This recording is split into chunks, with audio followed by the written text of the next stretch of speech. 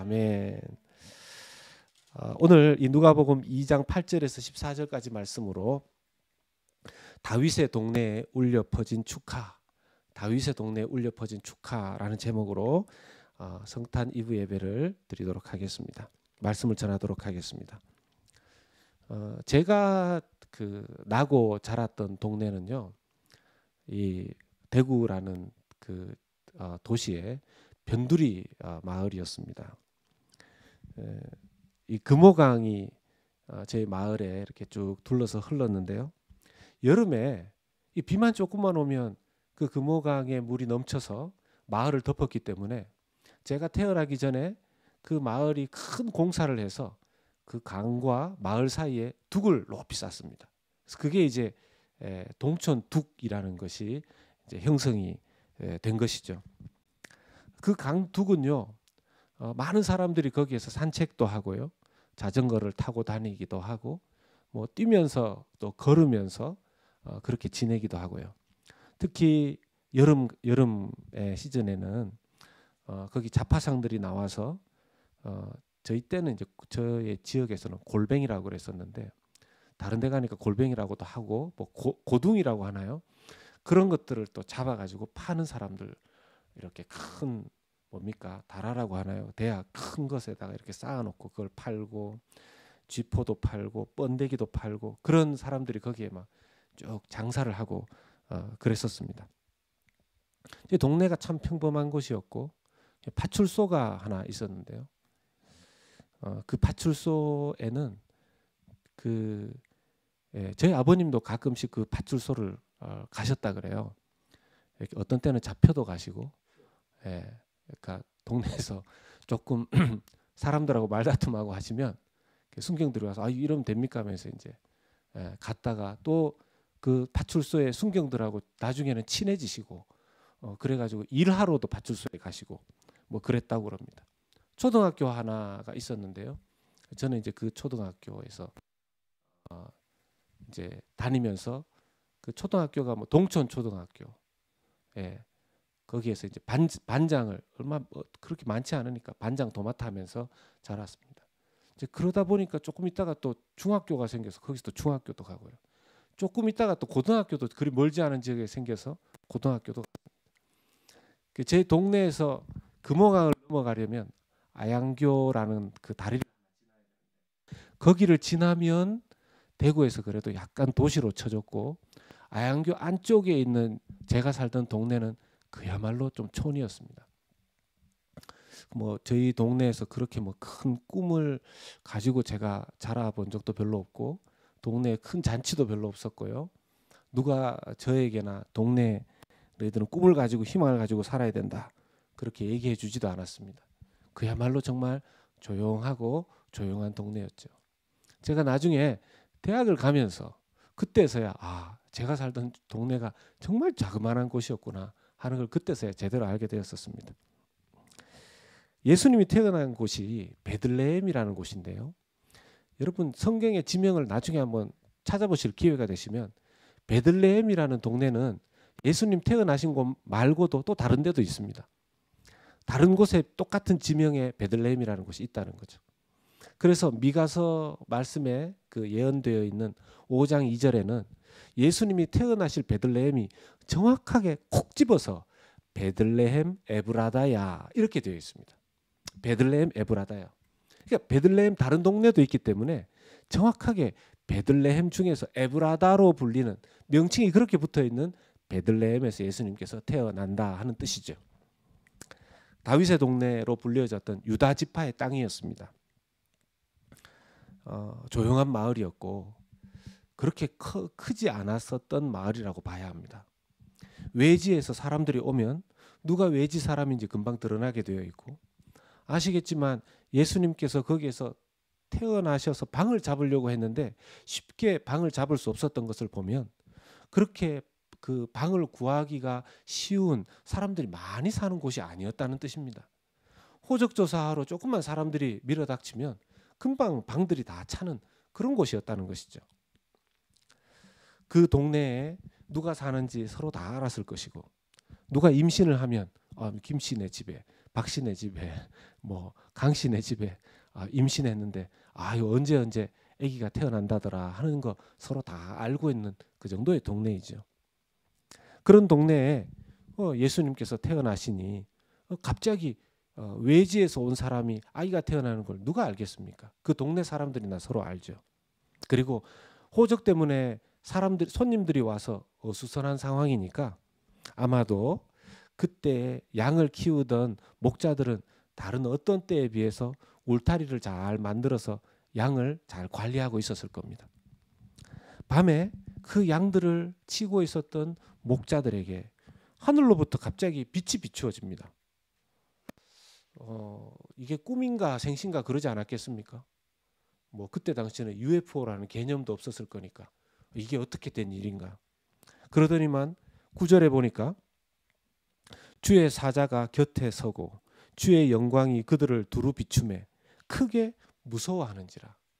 이거 뭐 유령 본 것처럼 무섭지 않았겠습니까? 그들이 언제 천사를 봤겠어요? 갑자기 주변은 환하게 밝아지고 보니까 이 생전 처음 보는 어떤 이 희한한 생명체가 자기들 눈앞에 보이는 겁니다. 그러니 무서워할 수밖에 없겠죠. 그런 그들을 향해서 10절 말씀에 천사가 이르되 무서워하지 말라. 무서워하지 말라. 보라 내가 온 백성에게 미칠 큰 기쁨의 소식 좋은 소식을 너희에게 전하노라. 아멘.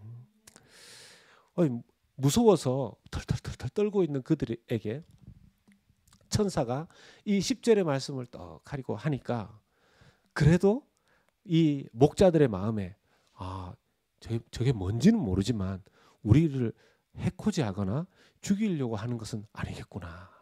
그런 안심이 조금 되었을 것 같습니다. 그러면서 또 이어서 11절의 말씀을 천사가 합니다. 오늘 다윗의 이 동네에 너희를 위하여 구주가 나셨으니 곧 그리스도 주시니라. 여러분 이 말씀 가운데 특별히 구주가 나셨으니 곧 그리스도 주시니라. 이 단어를 한번 주목해서 보십시오. 예수님에 대해서 세 가지 호칭을 이 천사가 썼어요. 여러분 복음서 전체를 찾아봐도 구주, 그리스도, 주, 영어 성경을 보면 Savior, Christ, Lord 이 세 단어가 한꺼번에 쓰여져 있는 복음서는 없다고 합니다. 그러니까 천사가 예수님에 대한 세 가지 호칭을 정확하게 사용한 것이죠. 아기 예수님의 정체성을 그 의미를 완벽하게 천사들이 드러낸 것입니다. 목자들은 그때 이 이야기를 듣고 마음에 새겼을까요? 그 이야기를 듣고 정신없었을 겁니다. 이게 무슨 말인지 뭐 갑자기 이 지금 일어나고 있는 그 일이 뭐 천사가 두려워하지 말라 이러니까 두려워하지 않아야 되겠다고 생각은 하지만 그래도 무서웠을 겁니다. 그리고 막 무슨 메시지를 계속해서 천사들이 주는데 조금 안심은 되지만 아기 예수가 태어났다 그러는데 기쁜 소식이 좋은 소식이 왔다 그러고 이 헬라어로 유앙겔리온이 여기 들어 있습니다. 복음 너희들에게 온 세상에게 전해질 유앙겔리온 복음이 너희들에게 주어졌는데 그는 세이비어이고 크라이스트이고 또 그리고 롤드라는 것입니다. 여러분 이 세이비어라는 것은 예수님의 사명을 얘기하는 것이죠. 예수님의 사명. 크라이스트는 예수님의 그 왕권을 얘기하는 겁니다. 여러분 아시겠지만 그리스도는 크라이스트는 기름 부음 받은 자라는 뜻 아닙니까? 기름 부음은 세 가지 존재, 세 가지 직분을 가진 자에게 주어졌습니다. 왕, 제사장, 선지자. 그들에게 하나님께서 기름을 부어서 세웠는데 예수님은 그 세 가지 직분을 완벽하게 가지고 계신 왕이시죠. 그리고 마지막에 Lord, 주라는 것은 하나님이라는 의미가 되죠. 하나님이라는 의미가 됩니다. 이 헬라어로는 키리오스입니다. 그러니까 완벽하게 예수님의 그 의미에 대해서 천사들이 이 목자들에게 알려준 것입니다. 그러면서 12절에 너희가 가서 강보에 쌓여 구유에 뉘어 있는 아기를 보리니 이것이 너희에게 표적이니라. 이제 너희들이 가서 어디에 그런 아기가 태어났는지 볼 때 구유에 누워 있는 아기를 보면 바로 그분인 줄 알아라 하고 말씀해 주는 것입니다. 그때 당시는 잘 놀라서 이 말이 무슨 말인지 몰랐겠지만 나중에 이 목자들은, 양치기들은 그 예수님이 누구신지, 우리 마을에서 예수님이 태어났다는 것에 대해서 얼마나 영광스럽게 생각했을지 모르겠습니다. 여러분, 우리도 좀 그렇습니다. 우리가 신앙생활 하다 보면 하나님의 말씀이 우리에게 딱 주어집니다. 분명히 저 말씀이 내게 굉장히 의미 있게 딱 주어지는데 그 말씀이 무슨 뜻인지는 다 이해되지 않을 때가 있습니다. 누구는 그렇게 표현하죠. 머리로는 알겠는데 마음으로는 다 받아들여지지 않거나 이해되지 않습니다. 머리로는 알겠는데 이게 어느 때에 하나님 안에서 우리가 이해되어질 때가 있습니다. 머리로뿐만 아니라 이 가슴으로. 머리에서 우리 가슴까지가 얼마 되지 않는데 이게 어떤 사람들에게는 천길만길이라고 하지 않습니까? 머리에서 가슴까지 이 진리가 내려오는데 목자들도 나중에 그랬을 것입니다. 근데 이걸 어떻게 누가가 기록했을까요? 여러분 아시다시피 누가는요, 데오빌로라는 각하에게, 높은 사람에게 복음을 정확하게 자세하게 전하기 위해서, 누가는 의사 출신으로 알려져 있지 않습니까? 꼼꼼하고 상세하게 모든 자료 조사를 자기가 하였다 이렇게 말하고 있습니다. 누가는 아마도 이 지역에 가거나 이 목자들을 만나서 증거 자료들을 조사했을 가능성이 아주 높습니다. 그래서 직접 목자들에게 들었을 것입니다. 그때 아기 예수님이 태어날 때 그 밤에 무슨 일이 있었습니까? 목자들이 한둘이 아니니까요. 그때는요, 얘기 한번 들어보십시오. 우리가 그냥 그날 이렇게 뭐 동네도 손님들도 많고 그래서 양들 더 잘 지켜야 되겠다고 있는데 갑자기 하늘이 밝아지더니만 생전 처음 보는 천사가 나타나가지고 우리한테 뭐 이런 얘기를 하는데 그때는 무슨 얘기인지도 몰랐습니다. 이런 얘기를 이제 이후에는 자기들이 기억되었던 것들을 누가에게 전해준 것이죠.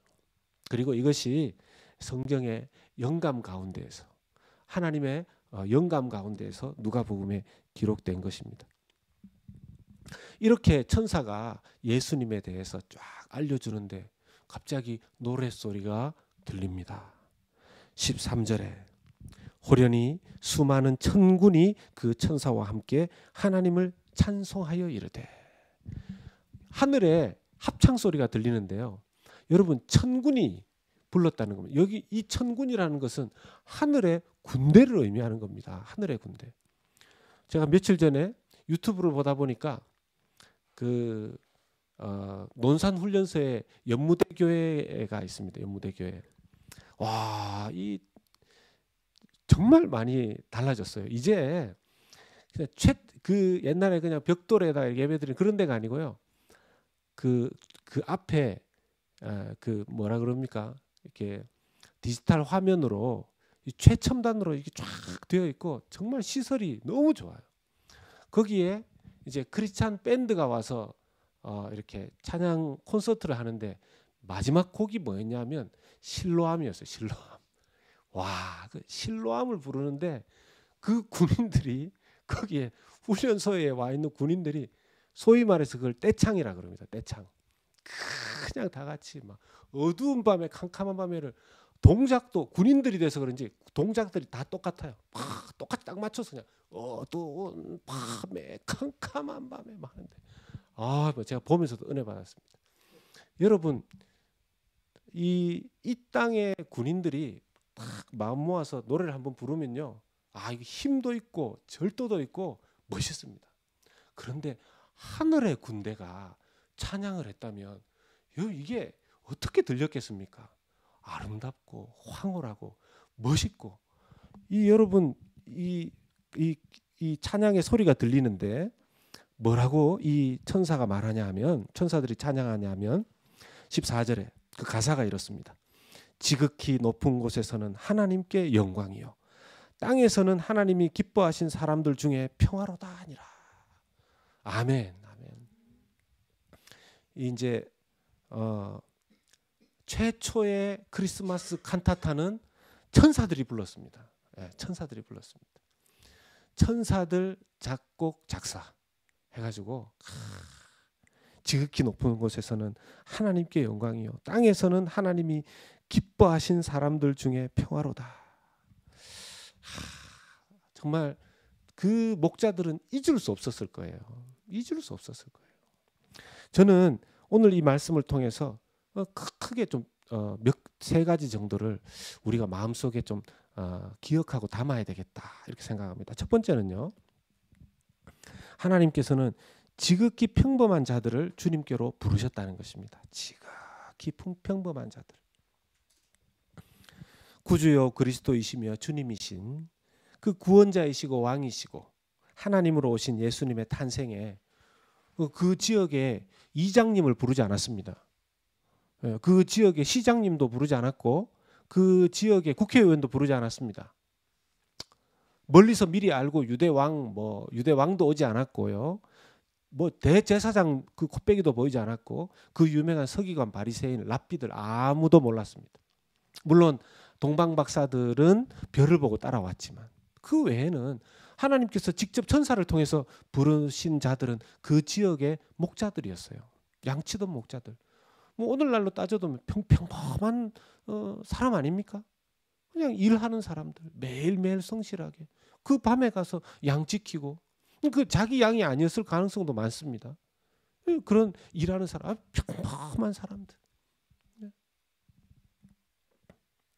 우리들처럼 저와 여러분들처럼 그냥 하루하루 열심히 사는 사람들.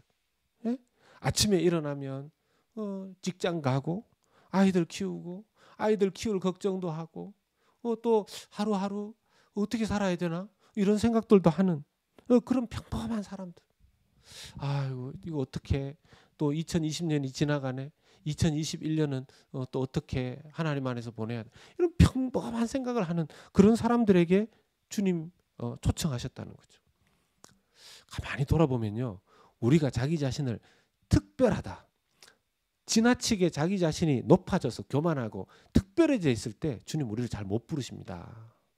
그때는 자기가 너무 높아져 있기 때문이에요. 언제 우리를 부르시냐면요. 우리가 낮아져서 나도 그냥 이 세상 모든 사람들 중에 그냥 한 명에 불과하구나. 한 명에 불과하구나. 그럴 때 주님께서 우리를 부르시지 않습니까? 그저 평범한 한 사람으로서 나도 용서받아야 할 죄가 있는 한 사람이었을 때 그때 주님께서 우리를 부르신다라는 것입니다. 두 번째는요. 그 지역이 예수님의 탄생 때문에 얼마나 큰 복을 받았는가 하는 것입니다. 그 지역이 예수님 탄생 때문에 얼마나 복을 받았냐는 거죠. 여러분 그 지역, 그 목자들 한 번도 그런 영광을 본 적도 없고 그런 천군천사의 찬양을 들어본 적도 없을 겁니다. 그런 지역에 그런 동네에 예수님이 탄생하신 것입니다. 그 이후에 그 동네는 분명히 유명해졌을 것입니다. 그 동네 때문이 아니죠. 예수님 때문입니다. 예수님 때문입니다. 그래서요 우리가 세 번째 우리가 적용해야 하는 우리의 기도가 되어야 하는 것이 뭐냐면 주님이 기뻐하시는 사람들을 통해 그 동네가 그 가정이 그 일터가 그 세상이 복을 받아야 한다는 것입니다. 14절에 천사들의 찬송 속에 지극히 높은 곳에서는 하나님께 영광이요 땅에서는 하나님이 기뻐하신 사람들 중에 평화로다 그랬는데요. 이게 묘하게 순서를 잘 지켜야 됩니다. 여러분 하나님께 영광 되는 일이 이 땅에 평강을 가져다 주는 줄로 믿습니다. 여러분 이 땅에 평화를 아무리 만들려고 사람들을 위해서 노력해도 그 평화가 잘 안 만들어져요. 희한하게. 이게 순서가 있는 것입니다. 하나님의 영광을 먼저 구할 때 이 땅의 평화와 평강도 이루어지는 것이 하나님이 만드신 순서인 줄로 믿으시길 축복합니다. 이 순서가 잘 안 지켜지면요 평강이 잘 안 와요. 평강이 잘 안 와요. 여러분 가족 간에 어려울 때 있죠. 일터에서 어려울 때 있죠. 세상에서 어려울 때 있습니다. 아, 이거 왜 이렇게 문제가 자꾸 어렵고 내 삶에 우리 가정에 일터에 평강이 없는가? 예, 평화를 찾아보려고 누구하고 화해해 보려고 아무리 애를 써도 어려울 때 있지 않습니까? 이럴 때 먼저 회복해야 되는 것은 하나님과의 영광, 하나님의 영광과 나의 관계에 그 고리를 풀어야 되는 것이 먼저라는 것입니다. 그러면 그 다음에 하나님께서도 땅의 평화도 허락해 주신다는 것이죠. 그리고 또 하나 보면 여기에 하나님이 기뻐하신 사람들 중에 평화라 그랬습니다. 여러분 하나님이 기뻐하신 사람들이 누구겠습니까? 예수님이 태어나셔서 예수님을 믿게 된 사람들. 그 하나님이 기뻐하시는 사람들 아닙니까? 하나님 믿는 사람들. 예수님을 세이비어로 그리스도로 로드로 모셔드리는 그 사람이 하나님이 기뻐하시는 사람들이죠. 그 사람들 중에 평화라고 그랬습니다. 저는 오늘 이 말씀을 묵상하다가 쭉 그냥 이 영광스러운 예수님의 오심 묵상하다가 갑자기 한 단어가 눈에 확 띄었어요. 그게 뭐냐 하면 8절에 그 지역의 목자들이 그 지역에, 그리고 11절에 오늘 다윗의 동네에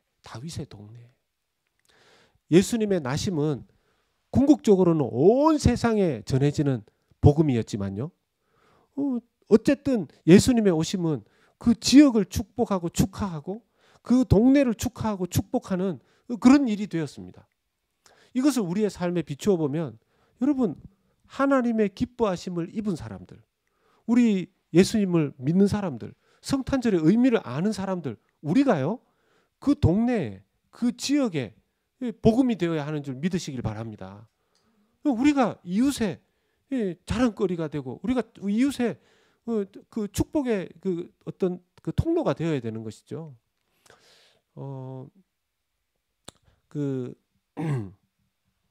갑자기 또 생각이 나지 않지. 뭡니까? 뉴욕의 그 목사님 누굽니까? 유명한 이렇게 PCA 팀 켈러 목사님. 그 뉴욕의 그 장로교회로서 정말 많은 사람들의 복음을 전한 팀 켈러 목사님이 사역하시면서 자기 사역의 결과물을 가지고 책을 써내셨어요. 센터처치라는 책을 써내셨는데 이게 센터처치가 무엇을 의미하는가 싶어서 제가 이렇게 쭉 보다 보니까 결국은요 보면 책 제목에 내용이 거의 다 들어있어요. 센터처치. 이분의 말씀에 이분의 그 자기의 그 교회의 그 리디머 처치에 대한 핵심 목회 전략이 뭐였냐면 교회가 그 지역의 중심이 되게 하라는 것이었어요. 교회가 그 지역의 중심이 되게 하라. 그러면서 교회가 로컬을 그 지역을 축복하는 교회가 되어야 된다는 것입니다. 교회가 그 해당 지역의 축복의 대상이 돼. 그래서 교회는 끊임없이 그 지역에 대해서 교회 스스로가 감사하는 마음을 가져야 된다는 거예요. 그래야 교회가 그 지역을 축복할 수 있다는 겁니다. 그 메시지가 그 부분이 참 와닿았습니다. 그러니까 리디머 처치는 팀 켈러 목사님이 자기가 이렇게 지어놓은 교회 주변에 우리를 교회로 있게 해주신 여러분들, 우리 지역 동네들 참 고맙습니다. 그렇기 때문에 우리는 이런 봉사를 합니다. 그렇기 때문에 우리는 복음도 전하고 그렇기 때문에 우리는 다른 봉사활동도 합니다. 그런 마음으로 자꾸 그 지역과 이웃들과 나누니까 그 리디머 처치가 계속해서 좋은 영향력을 끼치더라는 것입니다. 센터 처치, 중심교회, 문화의 중심이 되고 그 지역 이웃들에게 중심이 되는.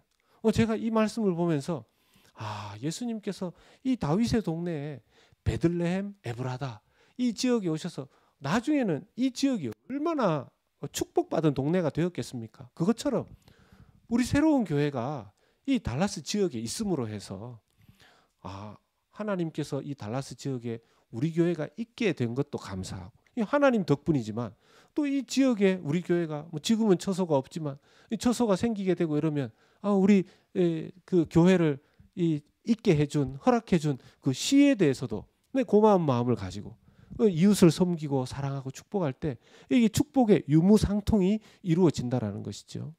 그런 로컬 처치로 자리매김할 때 하나님께서 이 땅에 오신 그 교회를 통한 의미도 더 많이 살아나게 된다는 사실을 말씀을 통해서 깨닫게 됩니다. 사랑하는 여러분, 예수 믿는 사람은요, 예수 믿는 그 사람 때문에 그 가정이 복을 받아야 합니다. 예수 믿는 그 사람 때문에 그 일터가 복을 받아야 합니다. 예수 믿는 사람들이 모인 교회 때문에 그 지역이 복을 받아야 할 줄로 믿습니다. 우리 모두 성탄의 은혜를 가지고 세상에 축복이 되는 삶 살아가시기를 주 예수 그리스도 이름으로 축원합니다. 아멘. 우리 한번 기도하겠습니다. 우리 한번 기도하실 때